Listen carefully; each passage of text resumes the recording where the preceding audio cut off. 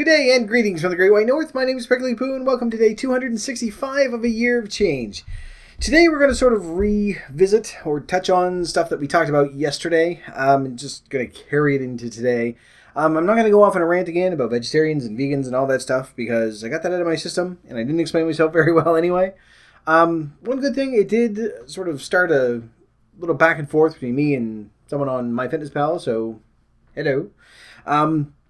But it was interesting anyway, and it just sort of briefly touched on a couple of points that I was going to talk about today, because today's documentary is one that has been out for a while, and I was going to say it was nominated for an Academy Award. I don't think it was. It's been nominated for some awards anyway. I don't know which ones exactly. I should have probably done that before I started this, but we've already started, so I can't go back. Anyway. I think a lot of us, part of the conversation I was actually having with this person as well, we sort of got into, it was only a very quick back and forth, but the subject of pollution came up because I did sort of talk about that, and what really started this was yesterday, or earlier on in the week, I should say, Arnold Schwarzenegger had come out and said people should cut back on the amount of meat that they eat during the week, have 2 or 3 days where they're meat-free because it'll, cut down on pollution, and it's better for you, and all the other good stuff. And I mean, the stuff that everyone sort of generally knows, but everyone just went fucking bananas and just went nuts 8 weeks from Sunday. So, I just sort of wanted to sort of touch on that because I think his point in general is something that, I mean, he does make a good point. And whether you think it's hypocritical that someone who has, eaten meat their whole life can all of a sudden say, well, we should probably cut back because it's polluting things. Or whether it's just a matter of someone getting more information and saying, well, here's what my opinion is now. Whatever your opinion is on that, it is something that we've talked about before. I mean, it's sound advice all the way through. A long time ago, when I can't even remember how long ago now, we started looking at when people could eat insects for food, and we had a documentary where we were seeing how people were farming in India, things like that, and we sort of touched on some of the environmental issues that agriculture brings. And I don't mean just like little family farms and things like that. We're talking about big agribusiness. So, but usually when we think of stuff like that, when we think of, big evil corporations running things for farming, we generally think about animals. We think about, animals being, like chickens being locked in tiny little cages this big and cows being kicked on their way to the slaughterhouse and, all sorts of horrible things. We generally seem to focus that on the animal portion of it. And this documentary does sort of look at that in one respect. It does look at the treatment of animals as they're on their way to get slaughtered. And I know that I had mentioned yesterday as well that whether you have an animal that is happy or not doesn't really matter. There's a big difference between an animal, just being raised for food and an animal that is tortured on its way to being raised for food. So that's where that sort of big, thick fucking wall should be in between the two of them. But apparently I didn't really make that clear enough. But the documentary does sort of touch on that. And it shows chicken farms, it shows beef farms, it shows a pork farm. And it does sort of, I mean, there's really no good or bad portion of it. I will warn you up front, if you have a weak stomach or if you're one of those people that doesn't like watching animals in distress, this documentary is tough to watch. It really is. There are a number of... Oddly enough, the thing that bothered me the most were the chickens, and it really does. It makes you feel really, and which is weird because they do show, they show pigs. There are a couple of really horrible videos of cows, and it's not brutally gory or anything like that. There's nothing that really sort of stands out that they're going, this is just gratuitous violence. They're doing this just for shock value or anything like that. There's nothing like that. It's just that you really do feel bad for them. But the chickens really stuck with me. And you'll understand when you see it. Again, not in overly gory or anything like that. It just you just kind of feel bad. So they do touch on that. There are a couple of instances where they do show a slaughterhouse. So be prepared for that. Just letting you know ahead of time in case any of you are squeamish that way. I find oddly enough that a slaughterhouse is not the same thing. It doesn't elicit the same reaction as watching people be cruel to animals. Because part of me understands that I mean, not a lot of us like to know where our food comes from. We like it to be on our plate or in the freezer, and that's pretty much it. We don't want to really think about the fact that this is an animal that was raised and killed. So that slaughterhouse section where, they don't show everything being killed. But when you're watching that, there's part of you that understands, I understand, you get it, that this is something that has to happen in order for you to get your food. So it's not as bad as watching, these people that are obviously frustrated with their jobs taking it out on animals and things like that. Or in the case of the chickens, it wasn't, there are some people that are being assholes, but in general, it's simply because of how they're bred that, they grow twice as fast, they get twice as big, and their bodies simply can't support the weight. And so that's what really bothered me, I think, more than anything about all that stuff. Which is really odd. Of all the things that they show, it's the chickens. But that's really what we think about when we think of, evil corporations and, big business and agriculture and all the other stuff. But we seem to forget there's also that plant section. And for those of you out there that are going, well, yes, but I'm vegetarian or I'm vegan, so I don't have to deal with the conscience of, the horrible feeling of eating animals. They do also touch on the plant aspect of it as well. Look at the interference that corporations have with farmers. They've ruined people's lives in a lot of cases. And they focus a little bit on soybeans, actually, of all things. And they sort of go through a brief history of this particular patented genetically modified soybean. And for those of you out there that are going, oh, genetically modified foods, well, almost every food is genetically modified. Almost every food is genetically modified at some stage at this point. If you're not, then you're usually growing it in your home. And even then, some of the seeds you're going to be buying. And it's not always a bad thing. It's not something that is automatically just, oh, God, Frankenfoods. That's generally what people think. Best example of that, we talked about this a long time ago, are bananas. People generally sort of go, whoa, banana fits perfectly in the human hand, so it's obviously designed. Well, yes, it is, but it was designed by humans. It wasn't designed by nature. Bananas don't generally form that shape in nature anyway. The bananas that we have now are actually, for lack of a better term, you're pretty much a clone. Everything is the same species because there was a species of banana that was completely wiped out. So, almost every plant, fruit, vegetable, everything like that, has some strain like that in them so that it becomes resistant to pests. We have pesticides and everything. And yes, there's some aspect of it that you go, well, that's just, they're spraying, they're filling everything with toxins. Well, it's been that way for half a century. So genetically modified foods aren't necessarily the thing that everyone thinks of. So, well, great, my hot dog's going to glow in the dark. Number one, it's a hot dog. You don't even know what's in there. It's filled with like teeth and lips and assholes and tails and ears and everything else. Which it probably isn't, but some of them are. But we understand that going in. We can look at it and say, okay, I understand that this is just meat of some sort, but we get that, so we can accept that.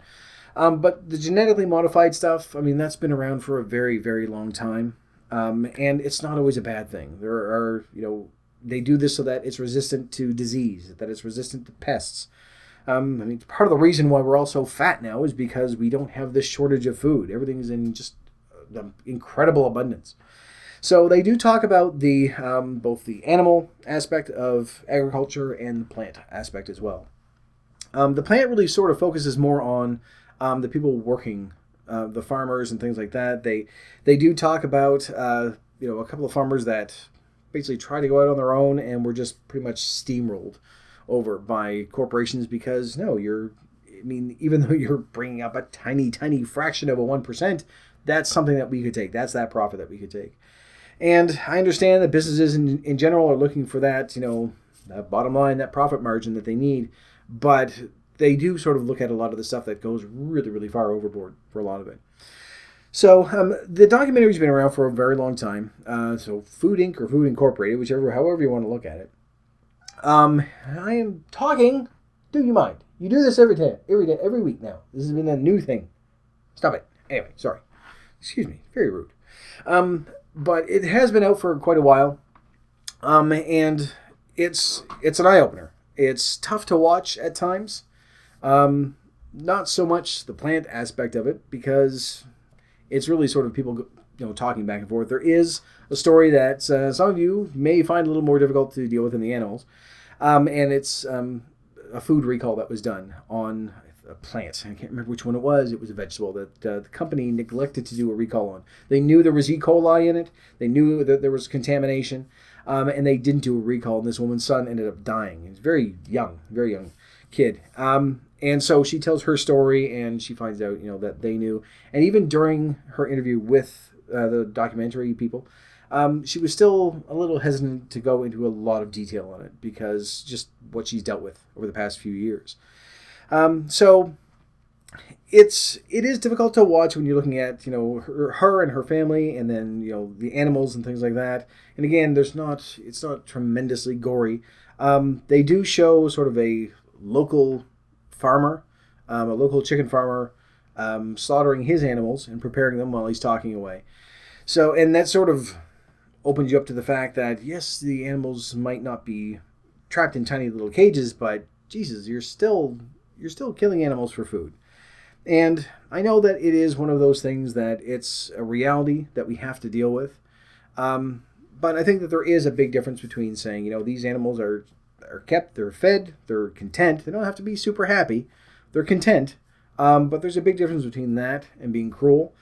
And so I think for something like that, then yes, you can certainly make some better decisions that way down the road. I don't know if I'm explaining myself once again. I usually don't. I feel like I try to get a point across and it doesn't come through sometimes. So I'm wondering if some of you are still sitting there going, what? But in general, it's difficult to explain. Anyway, the documentary, not what I'm thinking, or both. I don't know. The documentary itself, though, I'm going to put that in the recommended playlist, or recommended viewing playlist, I should say, as well. And like I say, if you're a little sensitive to stuff like that, it is a little difficult to watch. There are some scenes in there where, again, it's not overly gory, but you do really feel bad for the animals. And it's obviously these people that just have, I don't know, if it's just because they've become accustomed to it, that it doesn't register that they're doing this to another living thing. It's really weird. I've never quite understood the animal cruelty side of things.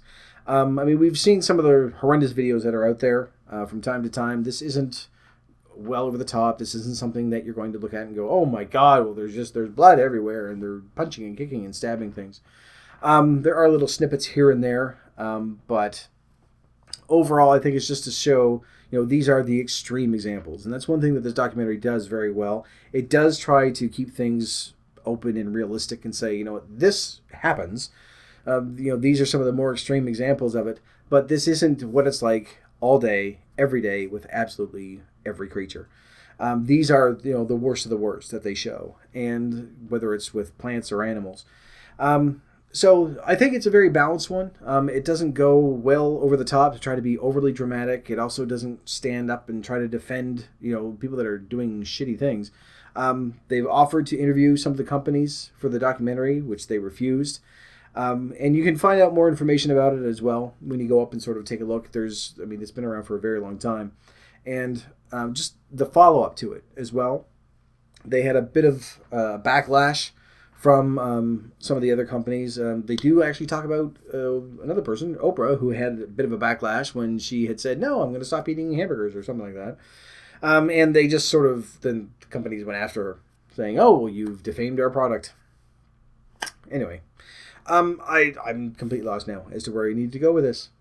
But it's just because I know, the reason why I'm a little bit hesitant is because I can feel this little animal cruelty rant coming on, and I don't want to get into that. That's a topic for something else, for another channel. I sort of want to pay more attention to the weight loss aspect of this, and so we're sort of focusing on the food thing, but just where we've been sort of talking about this throughout the week, and we talked about it yesterday as well. I think it's a good documentary to take a look at, and it's always good to have that extra bit of information, know where your food is coming from, steps that you can take if you're watching something like that and going, you know what, I don't feel comfortable supporting that anymore.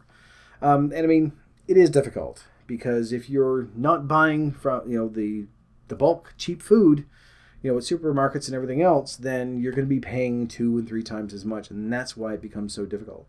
But they talk a little bit about that as well, just sort of the price of food and everything else. They talk about a little bit of everything. But it's a very, very good documentary, and overall, more informative than entertaining, but it's very well presented.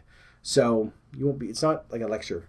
Sorry. Which I almost put up because there was a protein lecture, but after about 20 minutes, you just think they're not doing anything. I don't want to watch this anymore. So, not to sort of end your week on a bad note, so that's why I'm giving you plenty of warning that there are some disturbing scenes in this documentary, all the way around. Whether you're a family person or whether you're an animal person, or whether you just, not one of those people that want to think about where your food comes from, you may have a hard time watching this. But I think it's very informative. I think it's very good that everyone does watch it. And in general, it seems to have gotten quite a bit of praise just for being open and balanced and, not trying to vilify certain things, but calling people out on their bullshit the way that hopefully we all should be from time to time. Anyway, I'm assuming that this is going to be clear enough for you. Maybe not. But you can go up, you can take a look for yourself. And at the very least, you'll have some information to end your week on. So for right now, though, I'm going to leave this video here. So thank you very much for watching. If you liked it, please poke the like button for me. In the meantime, keep yourself warm and fuzzy, and I will see you in the next video.